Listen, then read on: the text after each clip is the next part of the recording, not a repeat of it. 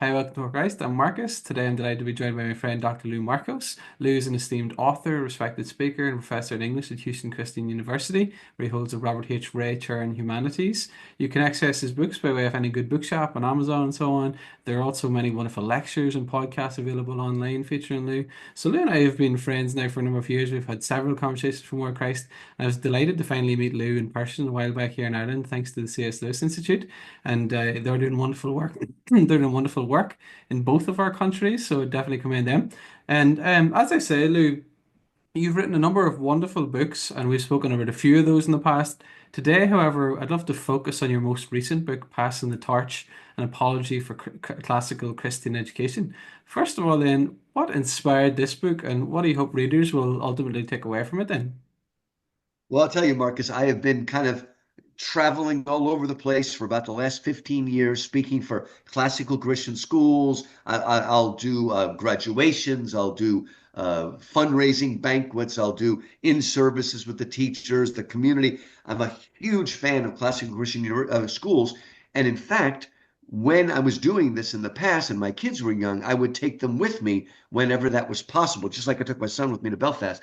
And my kids saw what a great movement this was, the joy, the camaraderie, the excitement that both of my children are actually in the classical world. My daughter teaches at a classical charter school, which means it's public, but it's really classical and kind of Christian underground, if it were. And my son is at a classical Christian school. My son is in the area of San Antonio, Texas. My daughter's up in Dallas, Texas. And so we are a classical family. And in fact, my university, Houston Christian University, is very much classical Christian. And every single semester, I take my students through Homer, Virgil, and Dante. So this has been my passion. I have just, with every year, Marcus, I feel like this movement, classical Christian schools, is more and more important, more and more relevant, more and more needed. It's starting to spread to other countries. And I felt even though all the books I write, like From Achilles to Christ, From Plato to Christ, Myth Made Fact, they're all in keeping with the vision of a classical Christian school that wants to bring Athens and Jerusalem together. I felt I need to write a book specifically about this, a book with a little bit of history, with a little bit of a defense, with a little bit of a dialogue. And so I've been thinking about this probably for 5 or 6 years and finally found the approach that I wanted to take. I'm doing this with InterVarsity Press, who also published my From Plato to Christ and also the Achilles to Christ. So and in September they're going to bring out From Aristotle to Christ. So all of this is of a piece. It is my belief that the best way to create virtuous, morally self-regulating citizens is to give them an education where they wrestle with the great books, Judeo-Christian, Greco-Roman, and they're in that process of wrestling with it, writing about it, thinking it through.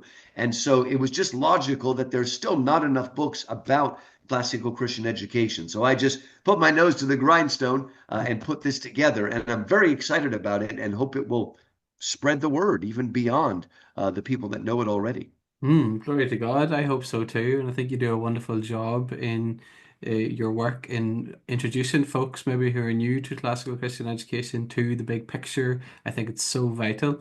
And in the introduction to your work, then you write about the nature of man across the ages, I suppose in contrast to modern theories where secular materialist assumptions are becoming more demonstrably tenuous today, I think, than in the recent past, maybe whether Marxian or Popper type liberalism, Freudianism, Nietzscheanism, and so on. And why is it vital to home in on anthropology in that way? And what do you hope to convey about our nature and its relationship to education then? This is important. The two main sections of the book are what is the nature of education itself, and then what is the nature of the dialogue or conversation about it. But I thought I can't talk about how to educate people until I've determined what is the nature of man. That's the anthropology. Who are we? Because if you don't know who we are, how can you possibly hope to educate us? And I think much of the problems with what's called progressive education, much of that problem comes from a faulty understanding of man. Now, I covered 10 aspects of ourselves, but at the core of everything is you cannot properly educate unless you know that we are made in God's image and therefore we have inherent worth and value, but We are fallen and depraved, and therefore we need limits. Marcus, if you forget that we are made in God's image, we have inherent value and worth, then what happens is education becomes classroom management. It becomes, how do we use the kids? How do we put them into this peg, et cetera, et cetera? The Darwinian view, basically. But if you forget that we are fallen and sinful and depraved and need limits and need standards, then you fall into not Darwin, but you fall into Rousseau and utopianism, thinking that we can build a better breed and build utopia. Now, unfortunately, every time that's been tried, it ends up turning into dystopia. Because the idea is if man is perfectible, right? If we're good at nature, but we are corrupted by society, well, what do? Well, first, there are certain people that are so corrupted, either because they're Jewish or gypsies or landlords or whoever you decide, whether they're a different tribe, whoever you decide is so corrupt, you have to kill them. Then intellectuals in Maoist China. But then what you do is the rest of them, you re-educate them. And so what happens is rather than it becoming classroom management, fill the factories, it becomes social engineering. Education not meant to pass down the torch, to pass down the tradition that has been entrusted to us and carry it down so that we can learn from history and build on it. No, it becomes throw out the past and re-engineer these young people to become the citizens of the future. But that utopia never really comes, does it, Marcus? It certainly does not, unfortunately, Luke. Thanks so much for that. And I suppose even in terms of not just utopianism, but in contrast to a naive liberal anthropology, whether that is politically liberal or ostensibly conservative, once they have that view of the human person, and maybe modern notions of the self, you offer this rich view of the liberal arts, which is something very different.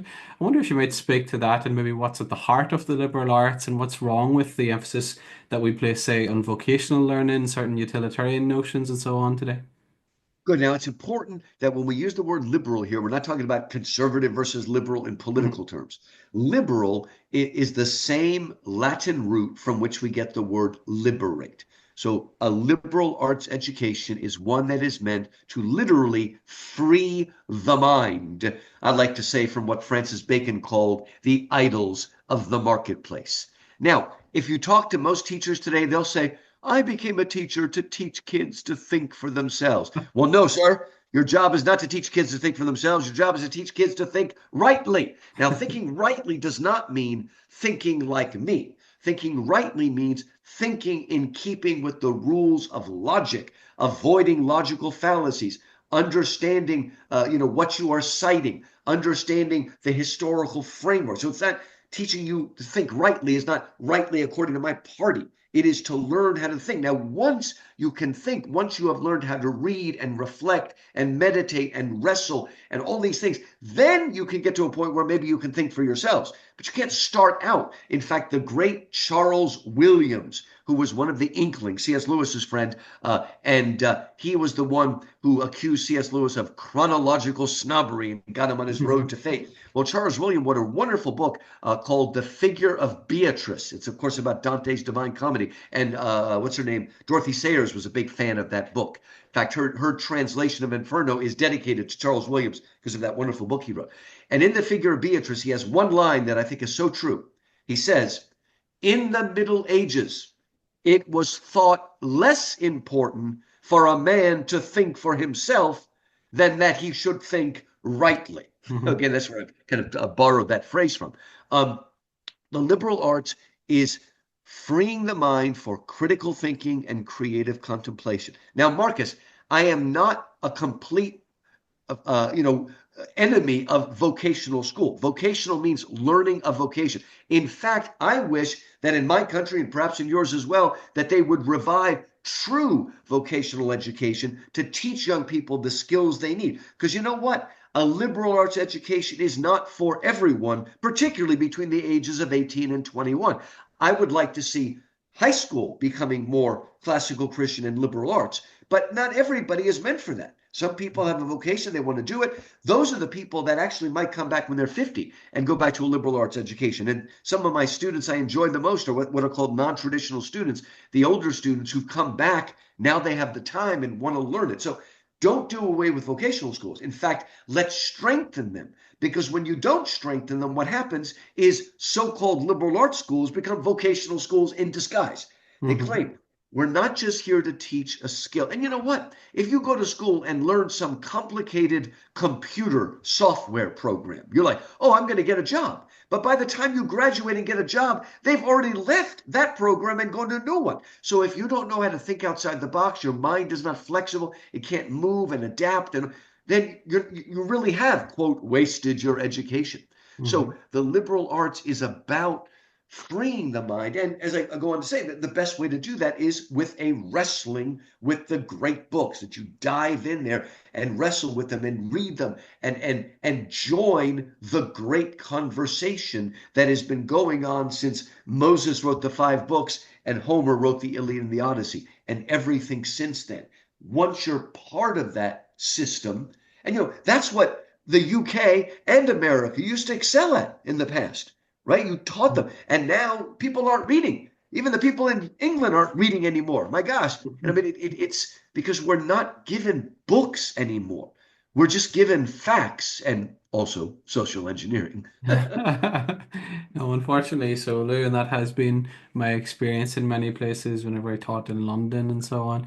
And I think there's also a difficulty now at a time when woke ideology has attacked the canon, maybe trying to reduce it to just the product of white men and all this kind of stuff for their own class interests and so on. And I think it follows the very overcooked hermeneutic of suspicion, which seems to be everywhere. With that said, then, what place do you see the canon having? And how does it contrast maybe with those more simplistic notions that we might have of arbitrary or unquestioning authority then? This is a good question. And Marcus, something I really discovered as I researched for the book, and it just hit me with that revelation. In fact, I had such a light bulb moment when that it burned all my hair off. Yeah, so I want to share with you that light bulb moment. Okay, first of all, let's talk about the word white.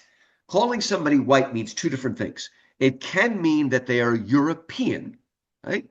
Or it can mean that they are Northern European. People seem to forget that if you go back even 50 years ago, people from Southern Europe, like my family from Greece, the Italians, including the Jews, the Poles, the Hungarians, the Irish often, were not considered white. Okay, they were. I mean, we kind of forget this. And white meant basically, English, French, German, Scandinavian. Okay, why is it important to understand this distinction? All right, the birthplace of the great books of the meeting of the Greco-Roman and Judeo-Christian is from the Mediterranean world. Southern Europe, including the Near East of Asia and including the northern rim of Africa, places like Egypt and Ethiopia. That is where it was born. And get ready for this, Marcus. The first people to be, quote, colonized by the great books were the English, German, French, and Scandinavian barbarians. Okay? They were barbarians until they were civilized by this tradition. That tradition made them great, made them strong, and then they took that tradition and spread it to other people. Now, were they always perfect? No, we're fallen people, okay? And also, let's remember something that people seem to forget. There were no slaves in medieval Europe. Okay, people seem to have this idea as particularly medieval Catholic Christendom. Now, there were serfs, okay, but there were not slaves. It was the New World with all of its riches that opened that up, right? And a lot of the Spanish Catholics were actually against slavery. A lot of the people spoke it. So we have to get this out of our mind. Okay, that's a new thing. Now, we have to remember something about these great books. They not only have a civilizing force, but number two, the great books, the great tradition is self-correcting so that, yes, the Western tradition fell into the slave trade, okay, coming out of the UK and other places, and slavery in the New World. But it was that same tradition that provided the resources for doing away, starting with, of course, excuse me, with William Wilberforce doing away with the slave trade in England and then coming over here to the American abolitionists and leading right up to Martin Luther King and the civil rights, leading to South Africa, all of that stuff. Okay, where do you think the people that are fighting for freedom are getting their ideas? And even when they're getting it from Marxism, Marxism is a perversion of the canon. But there's enough of the canon there that these people who say they're Marxists are also talking about inherent value and worth of individual human beings. Well, where do you get that from?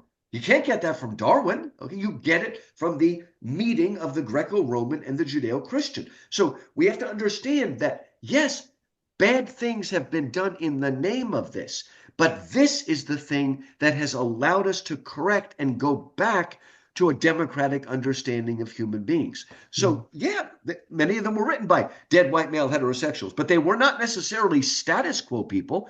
Think of all the popes that Dante puts in hell and things like that. There's a lot of wrestling that goes on in the great books. Okay, speaking of Ireland, Jonathan Swift was an Anglican, minister with English roots, but he was so horrified by what the English were doing to the Irish that he wrote a lot of satire. He wrote that famous, have you ever read Markos, a Modest Proposal? I don't know if that's Mm. still read in the UK, but it's a short essay where he says, I don't know what to do. There's this overpopulation in Dublin, right? Because the population is always doubling. There's this overpopulation in Dublin, and there is so much starvation. And so I have come up with an answer.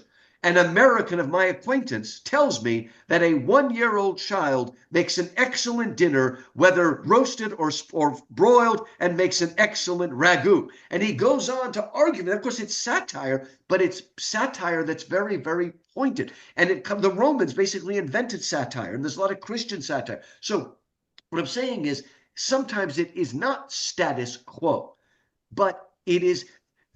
Let's say one more thing. Okay, a lot of the great books are radical, not in the sense that they're revolutionary, but the word radical in Latin is radix, which is where we get the word radish, and it means roots. So a true radical goes back to the roots. And Martin Luther King, by going back to the root of the Western tradition, and William Wilberforce was able to argue for the end of the slave trade and for integration.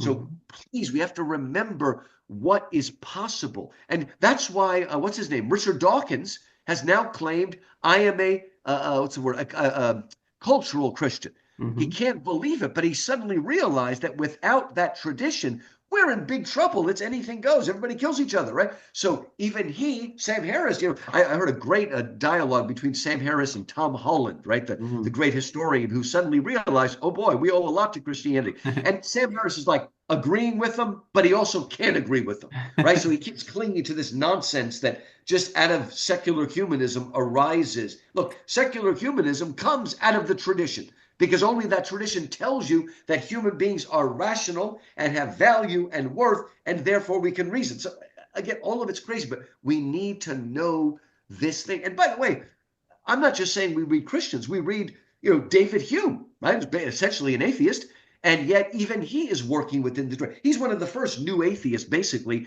to take everything he likes from the tradition and then throw out that Christian part because it holds him accountable. That's the real reason. Mhm. And it's no different than Sam Harris or Richard Dawkins today. So we need to get rid of this childish notion that it's just white or something. Look, the first letter of Screwtape's letter says, the enemy, which is God, right? Because the devil is writing, the enemy wants men to ask of something, is it true or is it false? Is it good or evil? Is it right or wrong? Not our Father below. Our Father below doesn't want people asking that questions. He wants them to ask questions like, is this pragmatic? Is it utilitarian? Is it progressive? Or is it old fashioned and superstitious? Is it the way of, you see, if you ask those questions, you never get to any truth, right? You end up not with truth, but with propaganda. But if we can get ourselves back into these great books and actually read them and wrestle with them, we will free our mind once again to actually think right thoughts in the right way. No, that's excellent. Thank you so much, Luke. And you write beautifully about history and our character as creatures in history, in contrast to more simplistic sort of sociological views, which reduce man to a little cog in the machine, whether that be Marxism in its form or other forms. Why is it vital then to wrestle with history in the way you're describing? And maybe how do we do that in ways that are edifying and do fit with a more incarnational Christian perspective then? Let me step back and give a little thing. Look, a lot of humanities people, because I'm an English professor, a lot of humanities people think that what's hurt the university over the last 100 years are those terrible business majors. No, they're not. Okay, business, engineering, they mind their own business. They make money. They give it back to the university. What has hurt the university and education more than anything are not the sciences, but the social sciences. Now, look, I've got a lot of social scientists I love, a lot of good Christians doing things, okay? But the social sciences itself, as a modern discipline, is undergirded by a totally different anthropology, right? We are not creatures made in God's image but fallen. We are products of socioeconomic forces beyond our control. We are what's called identity politics. We are members of groups rather than individuals. And what happens, and you could tell me if this happens up in Belfast as well, they say they're teaching our children history, but what Mhm. they're really teaching them is social studies. And that is a totally different thing. You know, it's really cool. I enjoy learning about the American Indian, the Red Indians, as you folks say. I don't know if you're allowed to still say that, but and that's cool. I'm interested in learning, but that's anthropology. That is not history. We need to understand what has been built, what the nations have done, diplomatic history, military history, what has established the world the way it is for good and for bad. But all we get is a mixture of sociology, anthropology, psychology, economics. It's interesting, but it does not bring us into the dialogue. Instead of learning from history, it teaches us to look down condescendingly on everyone that came before us as superstitious, unenlightened, woeful. Right? We need to get back to a real teaching of history to understand. I mean, look, how can you possibly be a Christian if you don't understand the history of Rome?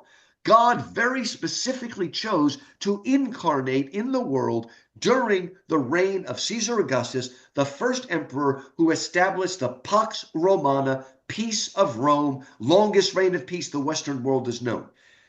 In a certain time when the Romans built the roads and connected the empire, cleaned out the pirates. That's what America just did with those Houthis. It's no different than what Rome did before. Clean out the pirates so that trade and commerce can move back and forth. And not just did God use the Romans to civilize the world and make it safe for Paul to travel across the whole kind of known world then, but also they had developed their philosophy. So we have an understanding of things like logos, the word, or theos, or God, or the idea of the forms, as Plato talks about, or Aristotle's understanding of the golden mean and of ethics and things like that. All of that stuff needed to be in place, and we need to understand how it got there. Look, the Bible gives us a prophetic history lesson when Nebuchadnezzar dreams of the giant. Remember the giant? Head Mhm. of gold, a chest of bronze, I'm sorry, chest of silver, waist of bronze, legs of iron, and whatnot. And Daniel, through God, interprets the dream that there will be four great kingdoms, and they will be Babylon, and then Persia, and then Greece as in Alexander the Great, and then Rome. And in the vision, during the time of the fourth kingdom, this stone, uncut by human hands, falls down, smashes into the feet of the giant, and it crumbles and goes away in the wind. But the stone grows into a mountain. Okay. God is in charge. And God used Nebuchadnezzar because even Nebuchadnezzar was forced to say Yahweh is God. I think he Mhm. backslid, but he did. And then there is Cyrus, the king of Persia, who allowed the Jews to go back and rebuild the temple. Then there is Alexander the Great, who is the first person to really unite the world and to create a common Hellenistic culture and to give us the language koine, which is a common version of Greek, which the New Testament was written in, and into which the Old Testament was translated, what we call the Septuagint. And then the Romans, right, who created peace. So even though these are pagan rulers, God works through human history. I was just teaching Dante just yesterday to my students, and I told them, here is my description of the Bible. What gives the Bible its unity? And this is the way I say it. The Bible is a record or chronicle of God's actions and interactions in human history. We do not, as Christians, we do not worship a deistic God who started the world going and left it.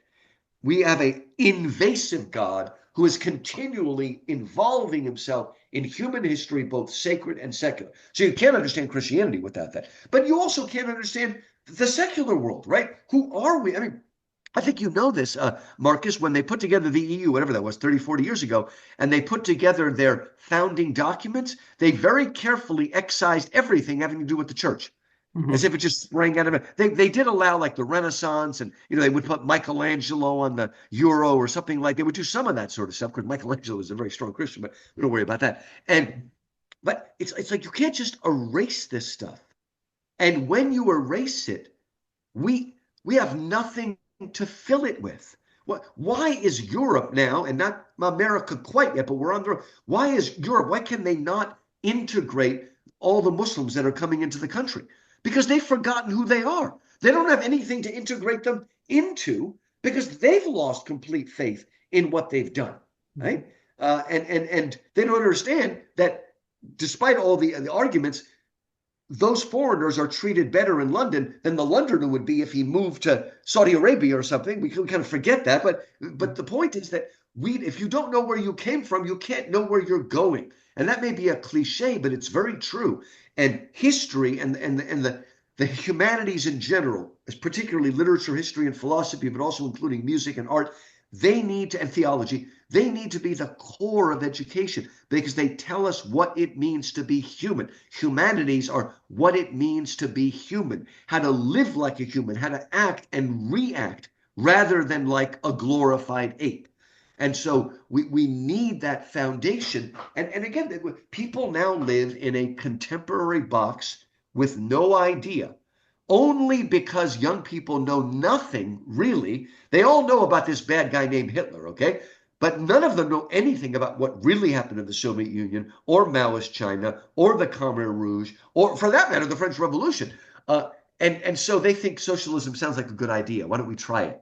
Hmm. It's been tried again and again and again, and it's led to untold murder and disaster. And let's not forget that the Nazis were national socialists. Okay, they were socialists as well. They just focused more on this pure blood stuff rather than, the proletariat. But it was still the same godless way of looking at the world, cutting yourself off from history and starting all over again. That's Hmm. why America had a revolution in 1776. England had a revolution called the Glorious Revolution in 1688. Both of those were very successful. But the French Revolution of 1789 was a disaster. Why? Because the French Revolution tried to completely throw out the past and start all over again. They were building utopia and it turned out to be horrific. And it was only ended by a tyrant named Napoleon coming up and taking over everything. That's always what happens, right? But both the British and the Americans, and to a certain extent the Indians as well, did this well. I mean, it's such a big country with so much poverty, but they've done pretty darn well. I would say better than any other third world country with such a huge population because they followed in this parliamentary tradition, right? The Americans that broke from England were saying, look, we're Whigs, okay? We're more English than you are. Americans to this day worship the Magna Carta more than any UK person does, okay? So we're not throwing everything out. We're trying to just say, let us be real citizens. That's why the same thing with the Glorious Revolution. They didn't throw out everything. They tried to bring it back to the proper legal base of law. And so the Glorious Revolution was essentially bloodless. And again, we learn these things. We can talk about it. We learn these things from history. We have to learn the rise and fall of Athenian democracy. Marcus, I'm a Greek, and I hate to admit this, but if you read the Federalist Papers, when the American founding fathers were looking and studying the past, the Greeks were more often not the bad example because our democracy did not last very long. The Roman Republic lasted 500 years and other ones too, but that's what they were looking at. But we need to understand what the real fight for freedom means. The Greeks fighting against the Persians, the 300 Spartans, things like that. We need to understand, or the Romans fighting the Carthaginians. If we don't understand that, then we'll not only repeat it, we'll lose the gratitude that we should have for the freedoms that have been hard fought and hard won by our ancestors. Absolutely, Lou. And there's another element that I want to touch upon, which you write about in your book in terms of methodology and how we engage with history. So you draw this contrast between just going to textbooks and actually reading these old books like C.S. Lewis commended us to do. I wonder if you might speak to that and the importance of Look, actually doing that. there are some schools that say, well, yes, we teach the great books, but they really don't. They teach textbooks that have little bits and pieces, right? What's the problem with textbooks? Now, if your textbook is a reader with good stuff, I'm okay with that, okay? Although I'd rather you read the whole book. The trouble is when you read the textbook more often than not, bends the past to fit our own modern prejudices, our own modern hangups, all that sort of. And what happens is the student does not engage directly with the work. Instead, we get it filtered through our own prejudices. And so we're not really wrestling with it. All we end up doing is thinking, oh, there's some pretty lines in Shakespeare, but he's so unenlightened, so full of superstitious and full, again, the arrogance of it. We no longer want to learn from these books that have, made it through the test of time. And so we need to read it and wrestle. I like to use the image of taking a piece of wood and putting it against the lathe. We are shaping our mind against these books. Now, that doesn't mean we accept everything they say, but it also means we don't just reject them because they were written by some guy 200 years ago, right? We avoid, what is it, question authority on one side, and the other side, we don't want to kowtow to it and say just because it's old, it must be right. I mean, both can be a problem. But now today, okay, there have been times when there was a danger of bardolatry. That means literally the worship of the bard, of the great books. But that's not the problem today, Marcus. Okay, I mean, our problem is much the opposite. That C.S. Lewis, the Screwtape Letter, says that's what the devil likes to do. At the very moment when we are wild, right, then we tell everybody about the dangers of being too serious, right? See, and we switch it around, back and forth, back and forth, back and forth. But again, the most infamous right now, and I don't know if this has reached across the lake there, but a few years ago, somebody came out with a textbook called the 1619 Project. I don't know if you've heard about that. 1619 is apparently the year that the first slave was brought to the New World. And so it's a way of looking at American history where everything is about race, everything is about oppression, everything about class conflict. Earlier in my country, the guy named Howard Zinn wrote The People's History of the United States. And again, very Marxist view of things. America's always evil, always the bad guy, no understanding of anything good. It's crazy. Now, I guess we could also have one that's whitewashed the other way, right? I Mhm. mean, you want to avoid, amongst evangelicals like myself, let's avoid getting a textbook that tries to convince us all of our founding fathers were believing Christians. They weren't. They were all at least theists or deists. Well, maybe not Thomas Paine. He was kind of a nut, but he's not really a founding father. The founding fathers believed in God, at least, and they believed in the tradition. What we're talking about, they were shaped by, a lot of them had what we would call a homeschool education, right? A real education in the great books. So, but no, they weren't all Christians. Franklin, Jefferson, a lot of them were not believing Christians. A lot of them were deists, right? But they still were working out of that conversation. And that's what allowed them to create something that's still going strong. Next July is going to be a 250th anniversary of 1776. It's pretty amazing stuff. And so I don't know. Although apparently some of our stars are moving to the UK now. Yeah. You Ireland, watch out. You're getting some crazy people moving over Oh, there. Ireland got So Rosie O'Donnell.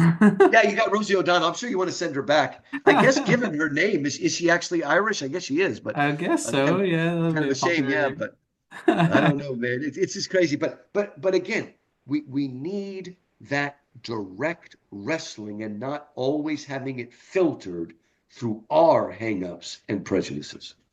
No, thanks for that, Luke. I'm going to miss a lot of your book, which I'm commended to people. A wonderful book, so rich. So I'm going to move slightly forward to part two of the book. And you do engage with these great figures like St. Augustine and his De Doctrina Christiana. How might Good. that help us to think rightly as you're describing in contrast to this Good. ideological notion? So what happens in part one, there's seven parts. We've talked about a few of them. I also talk about why virtues are more important than values. I talk about, again, history over social studies and things like that. But in the second part, and I really wanted this in there because, Marcus, one of the things that's very big in classical Christian education, especially in the high school, what they call rhetoric school, is a heavy use of Socratic dialogue, where they read a book, say the Odyssey, and then the classroom is in they call it a Harkness table. It's basically a big, heavy wooden round table, like a seminar table, and everybody gets around it and dialogues and discusses. So I thought, if I'm going to do this right, I need to enter into my own dialogue or discussion with some of the key educators, not all of whom I agree with, by the way, like John Dewey and Rousseau. Mhm. So I've got 7 chapters, and first I have a dialogue with Plato's Republic, because that really is the beginning of the West really thinking about education and what it means. Then I look at De Doctrina on Christian Doctrine by Augustine, very, very influential. Then I go to Rousseau, whom I disagree with, but I also try to be fair to him. There's some good things about what he said and some bad. Then I go to John Dewey, who's the real foundation of progressive education, progressive and also pragmatic education in America. So I dialogue with him. And then, of course, I dialogue with The Abolition of Man by C.S. Lewis, maybe the most important education book of the 20th century. Then I dialogue with 2 ladies, Dorothy Sayre, who helped kick off it, and Charlotte Mason, who's very big, especially amongst the homeschooling community. And then finally, in my last chapter, I look at 3 Americans who, in some ways, are more liberal than a lot of conservatives, but they all believed in educating Americans and getting them to join our culture. And that's Neil Postman. Many of your listeners have probably heard of Amusing Ourselves to Death, but he wrote a very good book called The End of Education. Then Mortimer Adler did the Paideia proposal. Great, great writer. And then the third one is E.D. Hirsch. I don't know if he's known on your side over there, but he wrote a book called Cultural Literacy and talks about how you can't have a democracy unless we share not only common words, but common themes and understandings. Okay. Mhm. Now, of course, Plato, of course, is pre-Christian, is a pagan. Aristotle, I'm sorry, Augustine is the one who takes some of that stuff out of Plato and helps to bring it in to the gospel and to the Bible and things like that. For instance, most people know that Plato had the theory of the forms. Well, what Augustine did is, instead of throwing that out, he took the forms and put it in the mind of God where it really belongs. Okay. So what he shows, he makes a famous argument. He's not the only one that says it, but how can we as Christians learn from the pagans, right? These are people that did not have access to special revelation, the Old and the New Testament, the prophets. Can we learn from them? And he used this metaphor that was very Origen, he used it before him, the metaphor of okay, remember as the Jews are about to leave slavery in Egypt, God tells them, go to all your Egyptian neighbors and ask them for their jewelry and stuff, and I will make them do that, right? And so they, as the old fashioned was, they despoiled the Egyptians. They took their stuff and used it, and later on they used that to build the Ark of the Covenant and build the temple. Now, they also used part of it to build the golden calf. So we do need discernment, Marcus, okay? But we Mhm. can learn and despoil the Egyptians. As Augustine and others remind us, Moses was educated in all the wisdom of Egypt, as was Joseph before him. Daniel was educated in all the wisdom of the Babylonians and later the wisdom of the Persians, used towards God's glory. So it's important. And Augustine spends a lot of time talking about something that modern people may be iffy about this, but it's called rhetoric. Now, unfortunately, we have made rhetoric just mean propaganda. But there's good rhetoric and bad rhetoric. Rhetoric is beautiful, persuasive speech. And we've forgotten that good reading, good writing, and good speaking are all of a piece. If you really want to liberate the mind, it must be capable of all of those things. And I was just speaking at a banquet, and I said, one of the wonderful things about these kids that come out of a classical Christian education is they can look you in the eye. They talk to you. They shake your hand. Mhm. Now, in Belfast, are you having the same problem of a group of kids that are always looking at their feet and never look at you? You seeing that Absolutely. as well? I don't know if it's because they're looking at their phones, they've lost any social sense, whatever it is. But I got to tell you, I love this. Okay, this will be, if you have a daughter, this will be your daughter someday, Marcus. When I meet one of these girls that's been sort of homeschooled, classical Christian school, that stuff, I actually feel like I'm talking to a character out of a Jane Austen novel. It is the Mhm. most beautiful. The way they speak, they look you in the eye. There's no all like, They just speak like adults. They're humble, they're not stuck up or something. But and this is the kind of stuff that is happening here. For Augustine, you need to use the wisdom that God has given you and learn this matter and wrestle with it. And you also need to learn to speak it and articulate it, right? I mean, first of all, how do you spread the gospel if you can't articulate it? But he really helped in the same way that Aquinas helped to Christianize, so to speak, Aristotle. Augustine sort of did that for Plato. And it's kind of funny because Augustine didn't even know very much Greek. In fact, he kind of looked down on the Greek language. But luckily, the conduit was still strong enough that he was able to integrate a full Greek understanding of what they called paideia. Paideia does mean education, but it means education that's also enculturation, bringing the next generation into the culture, nurturing them, fostering them. And paideia, the Greek word, Cicero, of course, the Latin writer Cicero, he used instead the word humanitas, which is where we get the word humanities, right? And it is an education that it is an education of the full person, including and especially an education in virtue. Maybe the best way to say it is this is an education in wisdom, virtue, and eloquence is maybe the best way. That trinity of things. And by the way, think about it.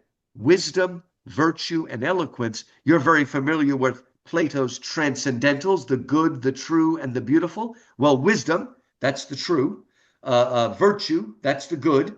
And eloquence, that's the beautiful, right? So these things are coming together, and they are not just taught, they are nurtured or instilled in the student. Mhm. No, that's excellent. Thank you so much, Lou. And I want to move now to my countryman, C.S. Lewis, if we may. You and I, before we started That's right. recording, Thank you. we Make were sure chatting about everybody knows that C.S. Lewis was born and grew up in Belfast. it. While he was growing up, he actually heard the hammers that was building the Titanic. I learned that when I was in Belfast. So let's remember that he is a Belfastian. No, absolutely. Thanks, Lou. So we were speaking about the good work that the C.S. Lewis Institute is doing. Had the pleasure of making some acquaintances with those folks. I got to meet you at a C.S. Lewis Institute event in Belfast, and it's great to see the focus that's put on him. In part because he embodies so many of those virtues that you're describing. He takes us back to the medieval mind in some ways, as Jason M. Baxter has shown in his work, and you have shown with your work beautifully. And he's many prophetic qualities, fortunately in some ways, unfortunately in other ways that he's had to be.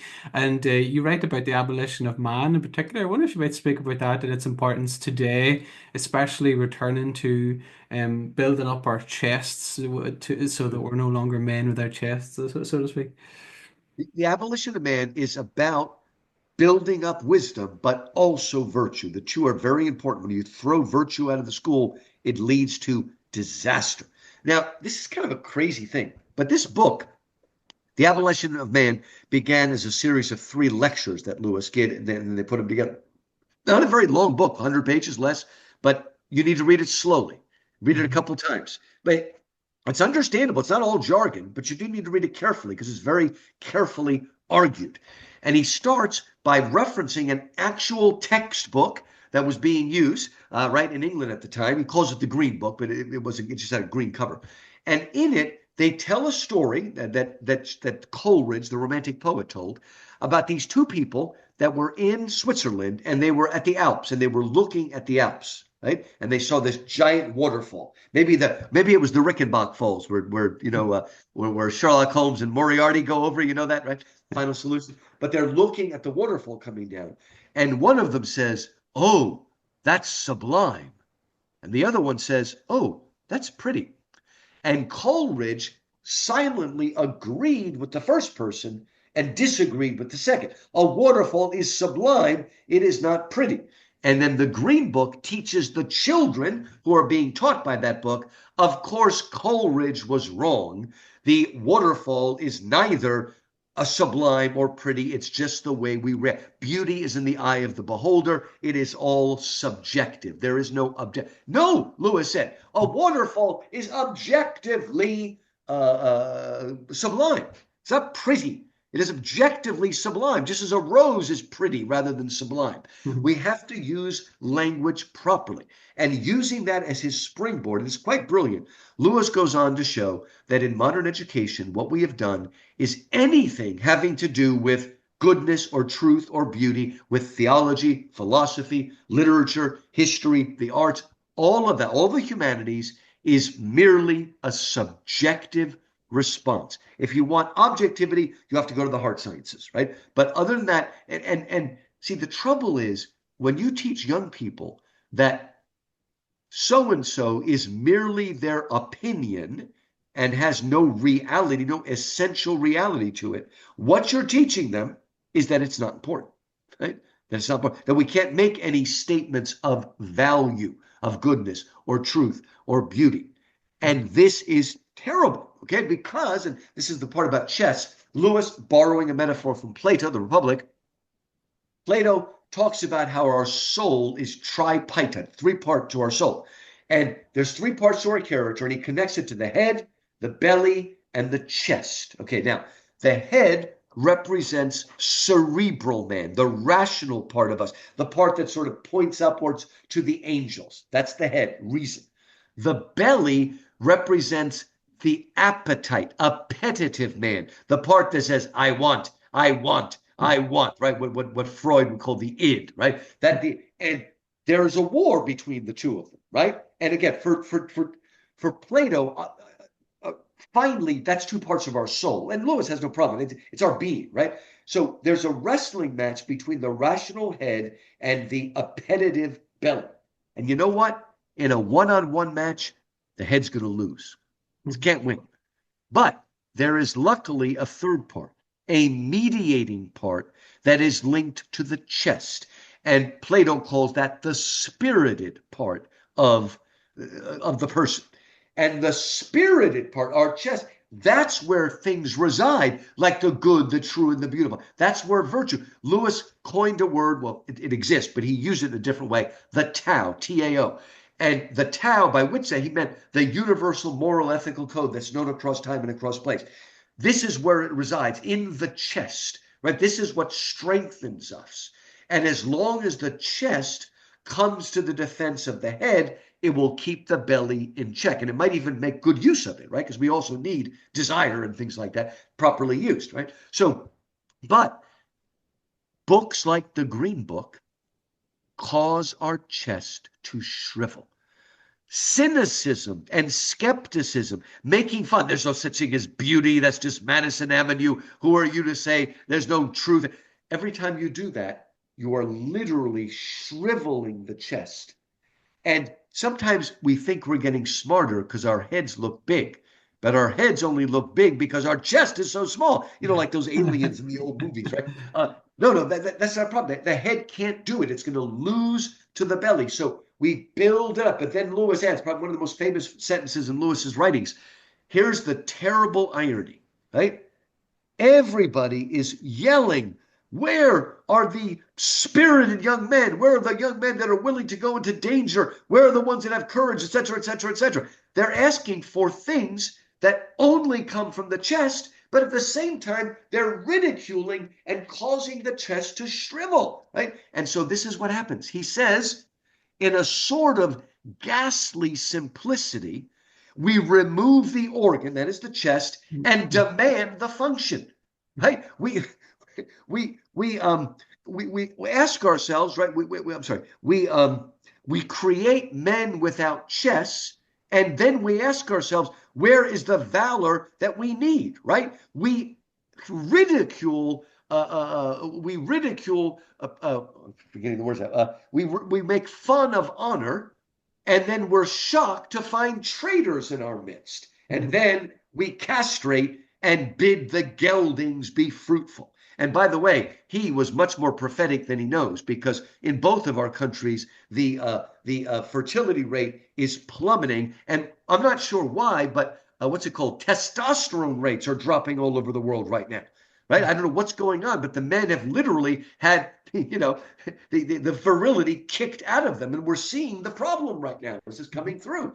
And so Lewis, again, was very, very prophetic. We can't do that. We can't, look, we can't tell our children, our students, that everything's relative and then get shocked and scandalized when they plagiarize. Well, we just taught them to do whatever you need to survive, and then we're shocked when they do that. So we've Hmm. got to be careful. We're creating monsters without realizing it.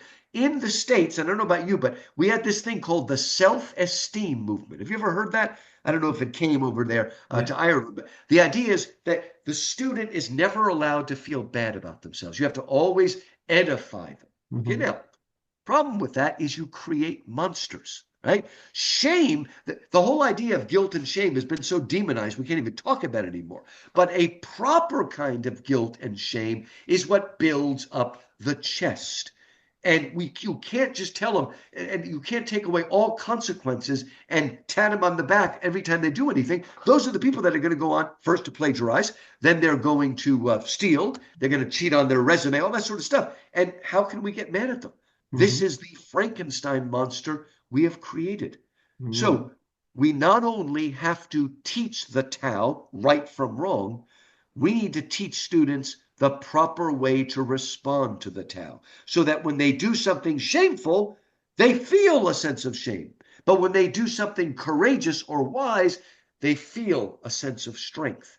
And again, we're killing that. We're not building up the chest, we're tearing it apart. So again, extremely prophetic book, written in the middle 40s, basically 80 years ago, and it's just even more true now than it was back then. Unfortunately so. And you mentioned before, Lou, as it pertained to ethnicity, that the classics and the great books and this great tradition is not just for one people. And likewise, it's not just for males. And you did mention that you cover folks like Charlotte Mason and Dorothy Sayers. So one of my favorite interviews that over the years with this little ministry of sorts, I've spoken to so many wonderful persons and learned so much. One of my very favorites was with a lady named Autumn Kern, who's actually a homeschooling Charlotte Mason classical Christian Ah, mom, good. and she's a wonderful community around her and everything. And you write about Dorothy Sayers, as I mentioned, in Charlotte Mason, with a special focus on how they best train the young. I wonder what wisdom they have that you feel can really help us today, especially when children are being, say, sexualized and all sorts of awful things from a young age because of our anthropology. Well, okay, Dorothy Sayers, back, I think it was the war years, Dorothy Sayers wrote an essay, it was actually a lecture and then published as an essay, called The Lost Tools of Learning, when she wanted to remind England that throughout the Middle Ages and into the Renaissance, they had a system called the trivium, grammar followed by logic, also known as dialectic, grammar, logic, or dialectic, and then rhetoric. And she said, we need to bring this back because we're not training the minds of our students. And so what? They're falling to propaganda left and right. They buy into anything. They have no discernment, which is the real focus of wisdom. Solomon was the wisest man who ever lived because he had discernment, not because he was a rocket scientist, Marcus. Okay. I respect Marcus. There's a lot of them living close to me in Houston. I respect brain surgeons too, but that's not what wisdom is. Wisdom is a discernment between good and evil, right and wrong. And Solomon had that in spades. And she says that if we would return to this system, we could educate children again that will not merely become consumers pulled along by every advertisement out there. And now, I think it's a false dichotomy between Sayers and Charlotte Mason. Sayers does talk about the importance of memorization. During the grammar school phase, which is basically K to 5, you need to focus a lot on memorization. They learn these little chants, they learn all of this sort of stuff. And unfortunately, in America and probably in England too, in UK, they have demonized that as rote memorization. This is wrong with memorization. When kids are young, they love to memorize. Their brain can memorize anything. That's why in my country, we have a very heavy Hispanic population.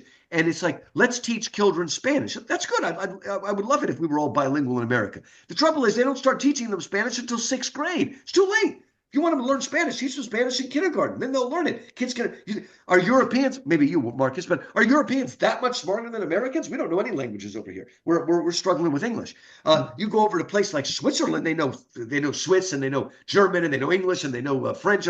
Well, that's because they grow up from a young age learning it. The mind can understand anything, right? And yet we waste away. Now, some people say Charlotte Mason is against memorization. Well, that's true and it's not true. Okay. She's saying that if all you do is get them to memorize things, cut off, then they're not going to learn anything. You need to immerse the child in the story. They need to come up with, and I don't even know that Sayers would fully disagree with this. She's a little bit more structured. She's English, okay? But Charlotte Mason, who was actually Victorian age English, she, again, wanted to bring a sense of joy into the child that would make them want to learn these things. So she's not against memorization, but she wants to get the kids reading as early as possible, reading good books, giving them joy. Also, see, basically, Marcus, Charlotte Mason, generally speaking, works better for homeschoolers, and Dorothy Sayers works a little bit better for a classical Christian school. And the reason is that Charlotte Mason, and thank God for it, she puts a heavy emphasis on what we would call field trips, going outside into nature, letting the kids have sketchbook. All of that is great, but it's a little bit hard to do with the brick and mortar school. You understand, just pragmatically, practically. So, but both of them agree, and the most important thing to come out of Charlotte Mason is a child is an individual.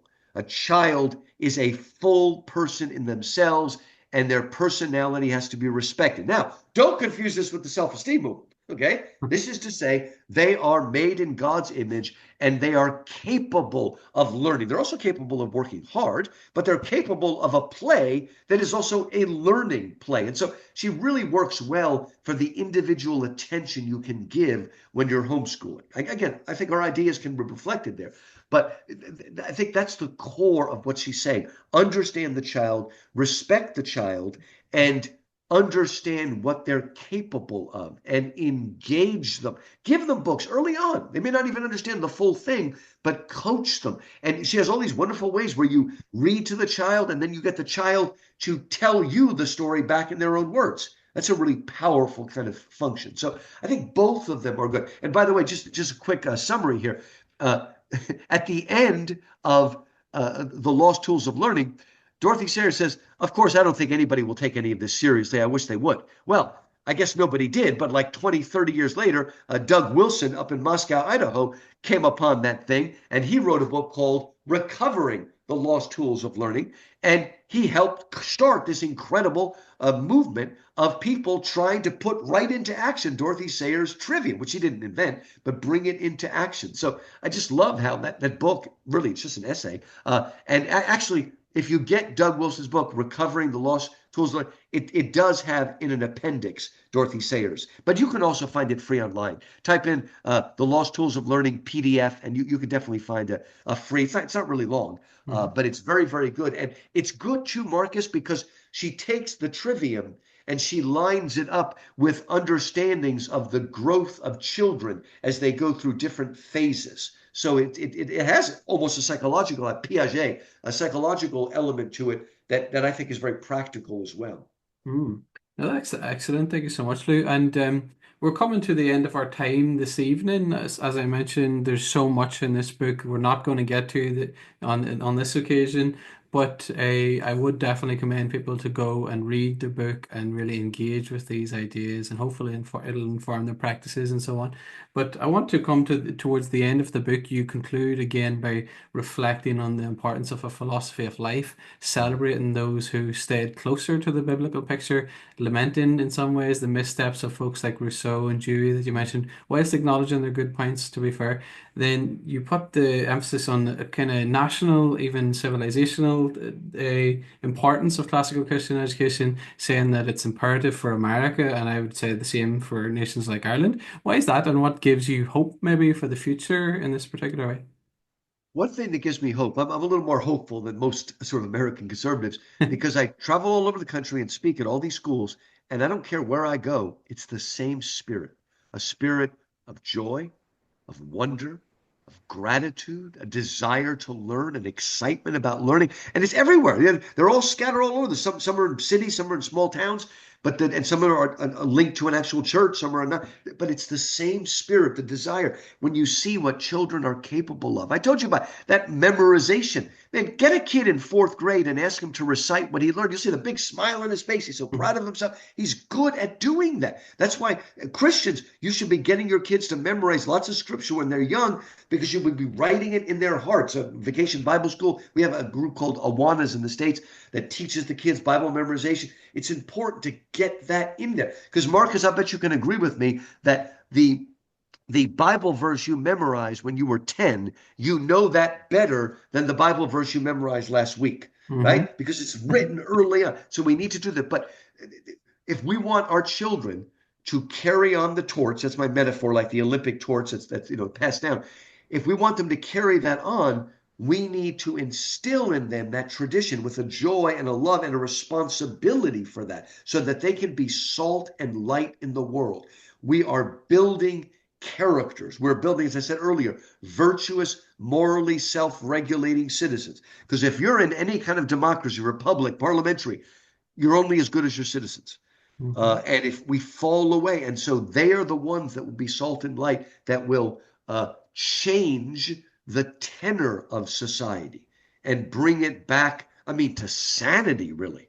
And this needs to be done almost as a grassroots movement. All these different people. And one thing about homeschoolers is they're the ones that are having kids. So they will have the kids. But we need to do that. And then once we learn to love the best of our tradition, also the word understanding the worst, but then we can invite immigrants to join into that.